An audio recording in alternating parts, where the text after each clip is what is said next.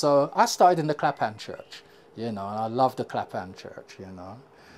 Church of God of Prophecy and them church there, you know. Minister is black, dark complexion, black man, you know. Yeah, love the Clapham Church. And then, you know, as a teenager, coming from the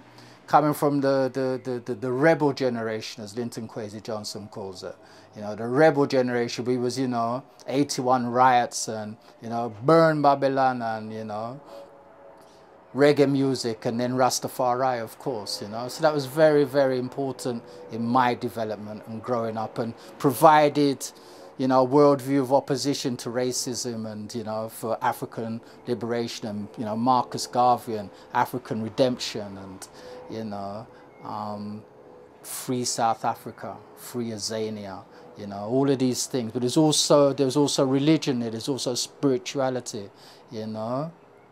Bob Marley's lyrics, you know, burning spear, very spiritual lyrics, man's in trance, you know, do you remember the days of slavery? He's calling up ancestors, you know. So Rasta's been very, very important in my life.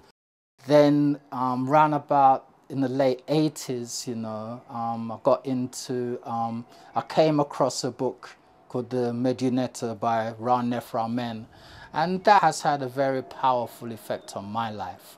He has combined, you know, African traditional religion, Hinduism, the Tao from China, philosophy, the religion of ancient Kemet, ancestral worship, you know, science. All of this stuff, you know, has been condensed into a volume, you know, volume 1. And then on top of that, he's brought forth an oracle. It isn't often that an oracle comes into the world. There are only a few oracles, you know. You have Ifa oracle, you have the I-King oracle. The Europeans, they have their own oracles.